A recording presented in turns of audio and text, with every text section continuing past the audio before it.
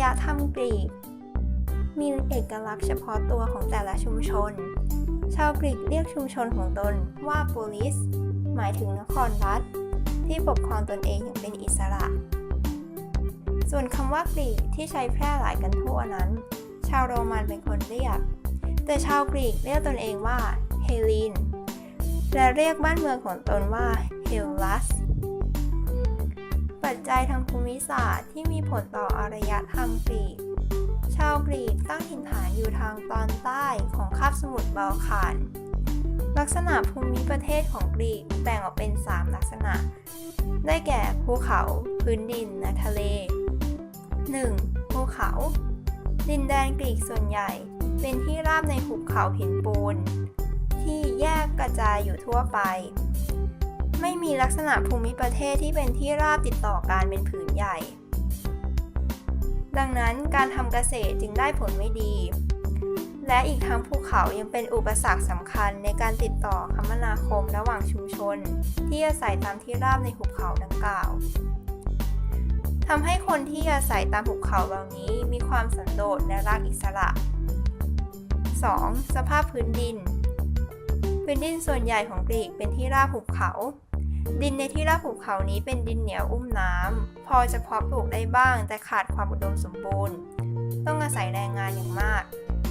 อีกทั้งแม่น้ำยังเป็นสายสั้นๆตลิ่งชันน้ำไหลเชี่ยวในฤดูฝนจะพัดพาหน้าดินที่อุดมสมบูรณ์ออกไปทำให้ชาวกรีกมีการเกษตรที่ไม่ก้าวหน้าและผลผลิตต่ำ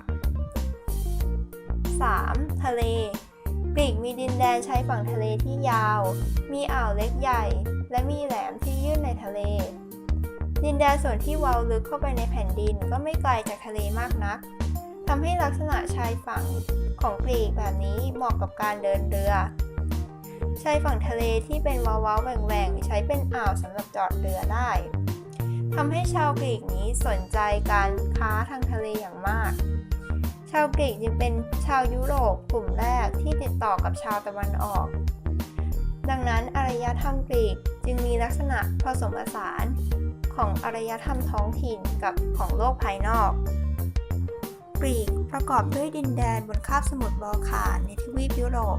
และหมู่เกาะต่างๆในทะเลอีเจียนเราอาจแบ่งกรีกออกเป็น3ภาคได้แก่ภาคเหนือภาคกลางและบริเวณคาบสมุทรตอนใต้ของอ่าวคอริน 1. กรีกภาคเหนือดินแดนส่วนที่ตั้งอยู่บนคาบสมุทรบัลข่านได้แก่แคว้นมาซิโดเนียแคว้นเทสซาลีและแคว้นเอไพรัส 2. กรีกภาคกลางได้แก่บริเวณที่เป็นเขาสูงตอนกลางของคาบสมุทรบัลข่านมีเมืองหลวงคือนครรัฐเอเธนจุดกำเนิดของศิลปวิทยาการปรัชญาและระบอบการปกครองแบบประชาธิปไตย 3. บริเวณคาบสมุทรตอนใต้ของอ่าวคอรินดินแดนนี้เราเรียกว่าเพโลพอนเนซัสตรงกลางของคาบสมุทรเป็นที่ตั้งของนครรัฐสปาร์ตาซึ่งมีชื่อเสียงในด้านการรบและการทหารด้านตะวันตกของคาบสมุทรที่อยู่ชิดกับฝั่งทะเลไอโอเนียเป็นที่ตั้งของเมืองโอลิมเปียอันเป็นที่สถิตของบรรดาเทพเจ้ากรีกโดยสรุปแล้วในแต่ละท้องถิ่นจะผูกพันกับเฉพาะท้องถิ่นของตนลักษณะการดำรงชีวิตทำให้ชาวกรีกมีความกล้าหาญและรักเสรีภาพรักความสันโดษด้วยเหตุนี้สภาพทางการเมืองของกรีกจึงมีลักษณะแตกแยกออกเป็นรัฐเล็กรัฐน้อยแต่ละรัฐมีอำนาจอธิปไตยในรัฐของตนเองการที่เป็นรัฐเล็กรัฐน้อยนี้ทำให้ไม่สามารถรวมเป็นหน่วยการปกครองเดียวกันได้ซึ่งจุดนี้เป็นจุดอ่อนสำคัญของอารยธรรมกรีกอารยธรรมกรีกแบ่งเป็น3อารยธรรมตามลำดับเวลาได้แก่อารยธรรมอีเจียนเฮเลนิกเฮเลนิสติก 1. อารยธรรมอีเจียนเกิดขึ้นเมื่อ 2,000 ถึง 1,200 ปีก่อนคริสตศักราชเป็นอารยธรรมยุคแรกของกรีกเกิดในดินแดนบริเวณทะเลอีเจียนสร้างอารยธรรมจากพ่อค้าและนักเดินเรือ แบ่งออกเป็น2อารยธรรมตามแหล่งกำเนิดคืออารยธรรมไมนอนและอารยธรรมไมซีเนียนอารยธรรมไมนอนเป็นอารยธรรมทางทะเลมีศูนย์กลางอยู่ที่เกาะครีตอารยธรรมนี้เป็นสังคมเมืองมีสิ่งก่อสร้างมีประปาและระบบท่อระบายน้ำสตรีชาวไมนอนได้รับเสรีภาพและได้รับการยกย่อง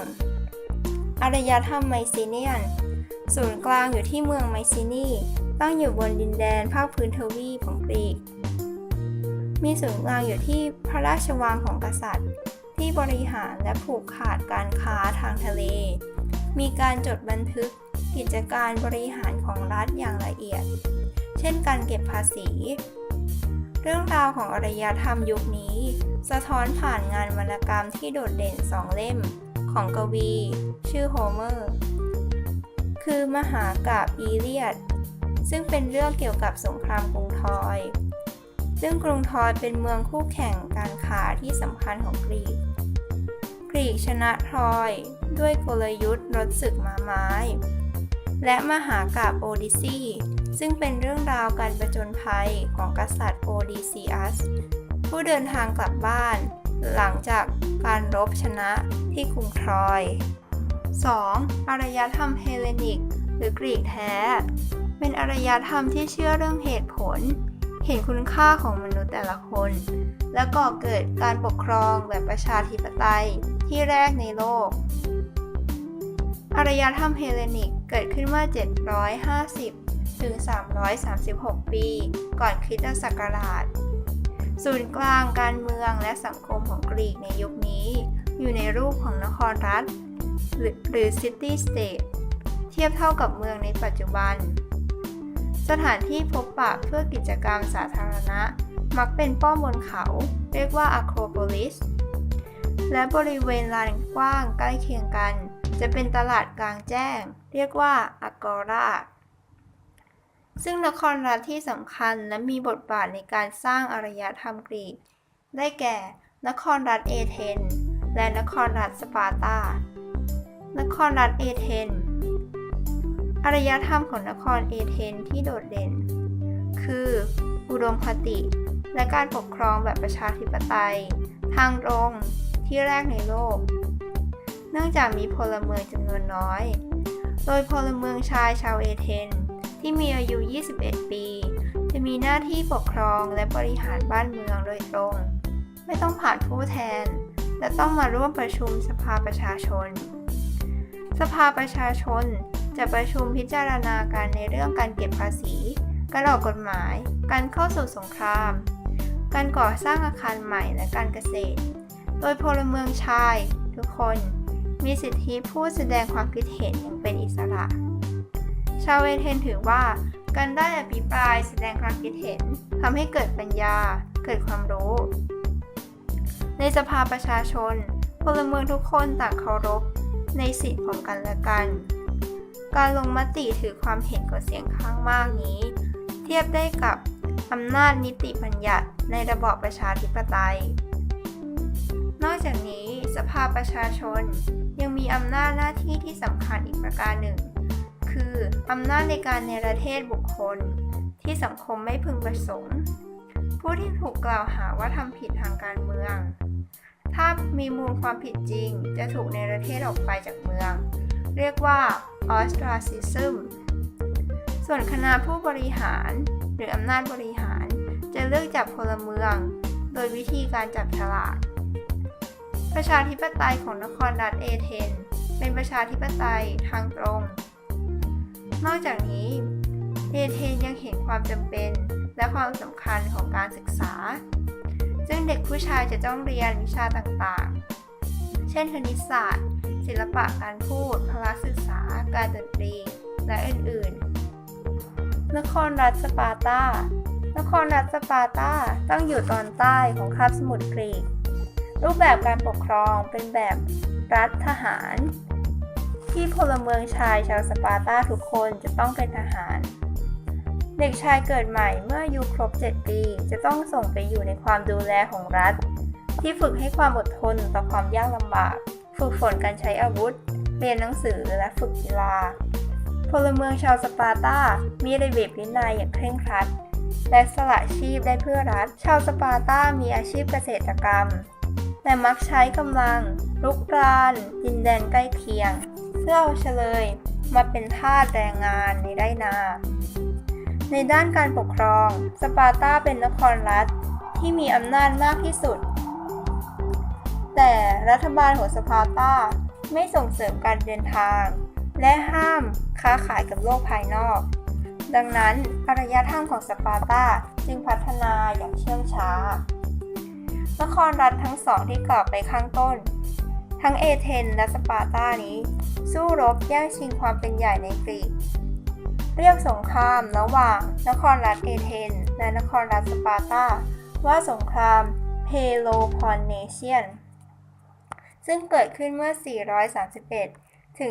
404 ปีก่อนคริสตศักราชผลคือเอเธนแพ้ทำให้การค้าขายถูกทำลายการปกครองแบบประชาธิปไตยถูกล้มล้างพลเมืองถูกฆ่าตายเป็นจำนวนมากหลังจากนั้นนครรัฐต่างๆของกรีกได้สู้รบแย่งชิงอำนาจกันเองอีกหลายครั้งทำให้กรีกอ่อนแอลงจนในที่สุดเมื่อ 336 ปีก่อนคริสตศักราชแคว้นมาซิโดเนียที่ครองอำนาจได้ขยายอาณาเขตปกครองดินแดนกรีกทั้งหมดจึงเป็นอันสิ้นสุดยุคสมัยของอารยธรรมเฮเลนิก 3. อารยธรรมเฮเลนิสติกเกิดขึ้นเมื่อ 338 ถึง 31 ปีก่อนคริสตศักราชเมื่อพระเจ้าอเล็กซานเดอร์มหาราชแห่งแคว้นมาซิโดเนียทรงทำสงครามขยายอาณาเขตครอบคลุมดินแดนจักรวรรดิรอบข้างได้แก่จักรวรรดิเปอร์เซียเอเชียไมเนอร์อียิปต์ซีเรียและเมโสโปเตเมียมาจนถึงทิศตะวันตกของอินเดียบริเวณลุ่มแม่น้ำสินธุจึงเกิดอารยธรรมเฮเลนิสติกขึ้นคืออารยธรรมกรีกที่ผสมผสานกับอารยธรรมของอาณาจักรข้างเคียงได้แก่อารยธรรมอียิปต์เปอร์เซียอินเดียและเมโสโปเตเมียผ่านการค้าขายและตั้งเมืองต่างๆนอกดินแดนกรีกความโดดเด่นของอารยธรรมเฮเลนิสติกเป็นสถาปัตยกรรมที่ใหญ่โตหรูหรางานแกะสลักประติมากรรมหินอ่อนที่เน้นสรีระกล้ามเนื้อของมนุษย์นอกจากนี้วิทยาการอื่นๆได้แก่วิทยาศาสตร์ดาราศาสตร์คณิตศาสตร์ภูมิศาสตร์แพทยศาสตร์และฟิสิกส์มีความเจริญมากมรดกอารยธรรมกรีก 1. ชาวกรีกได้สร้างสรรค์ผลงานศิลปะและงานจดบันทึกเรื่องราวต่างๆจึงก่อกำเนิดวิชาประวัติศาสตร์ขึ้นโดยเฮโรโดตัสผู้ได้รับการยกย่องว่าเป็นบิดาแห่งประวัติศาสตร์เนื่องจากเฮโรโดตัสได้เดินทางไปทั่วดินแดนกรีกและจดบันทึกรวบรวมข้อมูลที่สำคัญและน่าสนใจรวมทั้งข้อมูลพื้นฐานจำนวนมากสำหรับงานประวัติศาสตร์ในยุคนั้น 2. ก่อกำเนิดกีฬาโอลิมปิก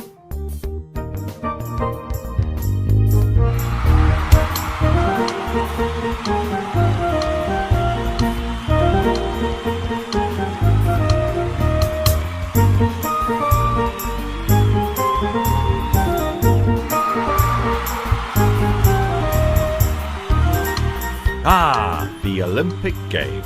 Great, aren't they? But do you know where the story begins? Well, once upon a time, a long time ago. That's right. Come on. Yes, hurry up. Over here in Greece. Well, ancient Greece to be exact. But do you know exactly where they began? Right here, at the foot of the highest mountain in Greece, Mount Olympus. This is where the very first Olympic Games were held in the ancient world. Now, what are your maths like? Can you work out how long ago the first Games took place? 776 years before the Common Era, Greece was one of the most advanced countries in the world. Okay, so the men did wear dresses. They called them togas, and they stood around talking about politics and philosophy and really brainy stuff like that.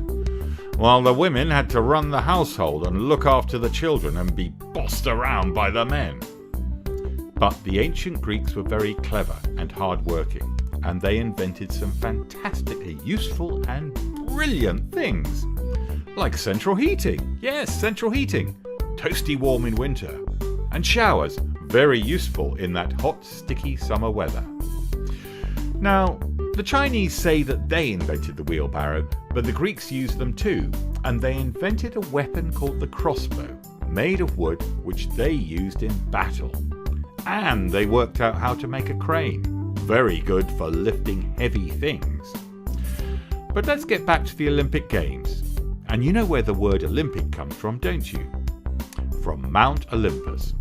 The ancient Greeks believed that the 12 Olympic gods lived on top of the mountain. So every year they would gather at the foot of Mount Olympus to ask for special favours and to say thank you very much and give presents to the gods. Well, make that sacrifices, that's a better way of saying it. I don't think anyone would call a dead cow a nice present. To lighten the mood a bit after all that bloody sacrificing, they put on contests and competitions which came to be known as the Olympic Games. Now, it's not like today. You couldn't watch the games on TV eating Pringles on the couch. You had to be there. So what games did they play? This is a statue of a Greek sportsman called Discobolus by the ancient Greek sculptor Myros. You might have tried throwing discus yourself, and if you have, you'd be doing exactly what the Greeks did all those years ago at Mount Olympus. Except they weren't wearing Nike or Puma gear. The ancient Greeks competed in the nude. Oh, yes, they did. But why? Well, the weather is pretty hot in Greece, and also because the Olympic Games celebrated the achievements of the human body, and the athletes used olive oil to keep the skin smooth and make their bodies look sleek and muscly.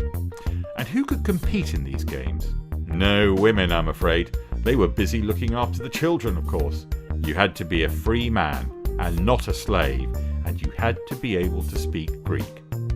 What sports did they play? Well, you know about the discus, but things like tennis, hockey and synchronized swimming hadn't been invented back then. They had chariot racing competitions. They threw the javelin. There was boxing and there was wrestling, and, of course, there were running races. A bit uncomfortable in the nude, I think. Talking about running, have you heard of the marathon? The very toughest of all running races. Marathon is a town in Greece about 26 miles from Athens. 490 years before the Common Era, there was a huge and fierce battle at Marathon. And the messenger boy, called Pheidippides, was given the horrible job of running all the way back to Athens to tell everyone the Greeks had won the battle. He made it all the way to Athens and managed to gasp, "The Greeks have won!" before he dropped dead on the ground. That's why the race of 26 miles is still called the Marathon today. It must have been a dramatic moment because it's caught the imagination of painters throughout history. Look at this picture. Pheidippides is exhausted. Here's an ancient Greek sportsman looking at his calendar and wondering when the next Olympics will be. Back then, they decided to hold these games once every 4 years. This 4-year period was known by Greeks as an Olympiad. They used it in their diaries and calendars to measure time. So the Olympic Games were held for over 1,000 years in ancient Greece until Emperor Theodosius put a stop to them. Why? Because they weren't Christian, and he wanted to make Christianity the big thing. So in 393 AD, they stopped. Now, let's spin forward more than 1,500 years and take you from Greece all the way to Paris in France. Let's meet the hero of our story, Baron Pierre de Coubertin. He was a rich French nobleman who was very interested in education. When he was a young man, he went to England to visit a boys' school called Rugby. "It's fantastic! The sport makes the boys strong, it gives them the discipline and it makes them healthy and happy! It's wonderful!" He wanted to go back to the sporty days of the ancient Olympic contests and put on a competition between different countries. But first he had to persuade everyone to agree to his idea. Have you ever tried to persuade people to sell an idea you've got? It's hard. When he told people about his plan, they said, "It's crazy! It's ridiculous! It will never work!" But he didn't give up, and in 1896, more than 1500 years after the last ancient Greek games, the first modern Olympic Games was held back in Greece, the country that invented the whole idea. Have you got any idea why the Olympic symbol looks like this? The 5 rings represent the 5 continents, and the colours are in all the national flags that compete. The Olympic motto is Citius, Fortius, Altius, which is Latin for faster, higher, stronger.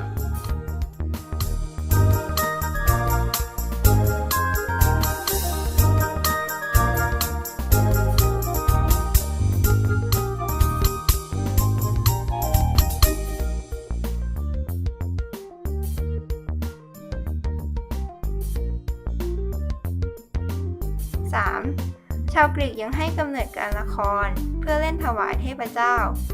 ไดโอนิซัสเทพเจ้าไดโอนิซัสเป็นเทพเจ้าแห่งเหล้าองุ่นและความอุดมสมบูรณ์ 4. ในขณะที่อารยธรรมกรีกยุคเฮเลนิกเน้นความเรียบง่ายส่วนอารยธรรมกรีกยุคเฮเลนิสติกเน้นความใหญ่โตหรูหรายุคเฮเลนิกจึงมีนักปราชญ์ผู้ยิ่งใหญ่หลายคนเช่นโซเครติส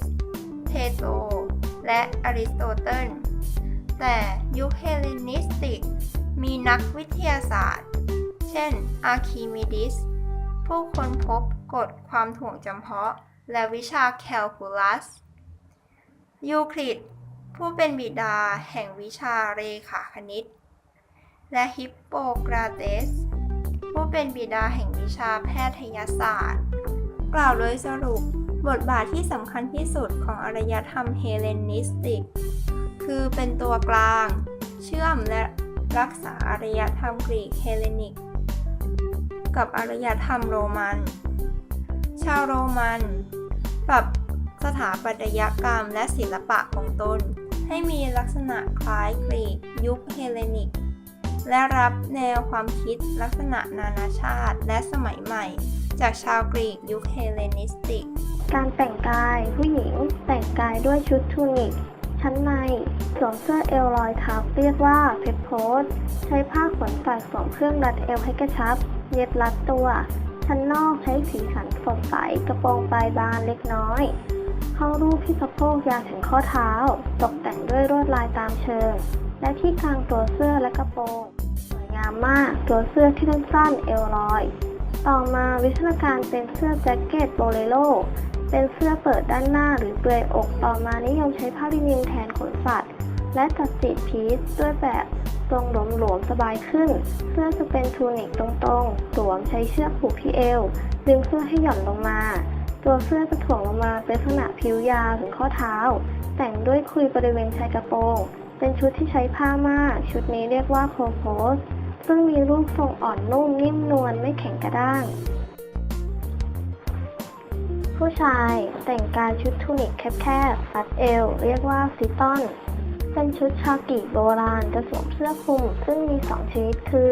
1. ชนิดคลุมสั้น 2. ชนิดพันรอบตัวและพาดบ่าข้างเดียวแบบผสมเรียกว่าฮิมิชันเสื้อคลุมของหญิงคล้ายของชายคือคลุมแขนข้างเดียวส่วนชายสวมเสื้อชุดทูนิกยาวเรียกว่าโคโพสและสวมเสื้อคลุมสวยงามมีลวดลายที่ชายและแถบกลางหน้าลักษณะของแถบแสดงถึงยศตำแหน่งเทพเจ้าที่ชาวกรีกโบราณนับถือศรัทธาโซสเป็นราชาของบรรดาเทพเจ้าทั้งหลายและเหล่ามนุษย์บนโลกซีอุสมีอาวุธเป็นทันเดอร์บอลเทพซีอุสมีพี่น้องซึ่งเป็นเทพปกครองโลกร่วมกัน5องค์ได้แก่เทพโพไซดอนเทพดีมิเตอร์เทพีเฮราเทพฮาเดสและเทพีเฮสเตียโพไซดอนเทพเจ้าแห่งท้องทะเลสัญลักษณ์ของพระองค์คือ3 ง่ามหรือตีศูนย์ที่สามารถแหวกน้ำทะเลและทำให้เกิดแผ่นดินไหวได้ดิมิเตอร์เทพีแห่งความอุดมสมบูรณ์เกษตรกรรมการเก็บเกี่ยว อาธีนาเทพีแห่งความเฉลียวฉลาดและศิลปศาสตร์ทุกแขนงของกรีกรวมถึงศิลปะการต่อสู้ด้วยต้นไม้ศักดิ์สิทธิ์ของพระองค์คือต้นมะกอกเทพีอาธีนาเป็นผู้ที่มอบมะกอกให้กับมนุษย์เป็นองค์แรกทำให้เมืองเอเธนได้ใช้ชื่อของพระองค์เป็นชื่อเมืองเพื่อให้เกียรติอพอลโลเทพเจ้าแห่งการทำนายกีฬาการรักษาโรคการดนตรีและเป็นเทพแห่งพระอาทิตย์เป็นบุตรแห่งซีอุสและเทพีรีโตมีน้องสาวฝาแฝดชื่ออาร์เทมิสอพอลโลมีต้นไม้ศักดิ์สิทธิ์คือต้นลอเรลสัตว์ศักดิ์สิทธิ์คือนกกาเหว่าและห่านเครื่องดนตรีประจำพระองค์คือพิณวิหารศักดิ์สิทธิ์ของพระองค์อยู่ที่เดลฟีซึ่งที่นั่นจะมีนักบวชคอยบอกคำทำนายของพระองค์ให้แก่ประชาชนที่มาสักการะบูชาอาร์เทมิสเทพีแห่งดวงจันทร์และการล่าสัตว์เป็นบุตรีของเซิร์สและเทพีลีโตเป็นน้องสาวฝาแฝดของอพอลโลพระองค์เป็นเทพีพรหมจรรย์พระองค์หนึ่งใน3 องค์ภาพที่ผู้คนเห็นอยู่เสมอคือพระองค์จะถือธนูและศรมีสุนัขติดตามสวมกระโปรงสั้นบางครั้งอาจเห็นเธออยู่บนรถศึกเทียมด้วยกวางขาวเอริสเทพแห่งสงครามบุตรของซุสกับเฮล่าสัตว์ประจำพระองค์คือเหยี่ยวและสุนัขมังกรไฟบางตำราว่าเป็นนกแร้งฮาเดสเทพเจ้าแห่งใต้พิภพยมโลกและเป็นเทพดูแลอัญมณีใต้ดินชาวกรีกบูชาพระองค์ก่อนเสมอที่จะลงมือทำเหมืองแร่เฮเฟตัสเทพแห่งไฟโลหะและการช่างเป็นบุตรของซุสกับเฮล่าบางตำราว่าเป็นบุตรของเฮล่าผู้เดียวพระองค์เป็นเทพที่พิการและอัปลักษณ์เฮราราชินีแห่งสวรรค์เป็นทั้งน้องสาวของซีอุสและเป็นภรรยาด้วยเฮราเป็นเทพีแห่งการให้กำเนิดทารกการสมรสและสตรีสัตว์ประจำพระองค์คือนกยูงเฮอร์มิสเทพแห่งการค้าการโจรกรรมและผู้สงสารของเหล่าทวยเทพเป็นบุตรของซุสกับมีอาพระองค์มักจะปรากฏภายในลักษณะสวมหมวกเกราะกว้างสวมรองเท้ามีปีกถือคาถาที่มีงูพัน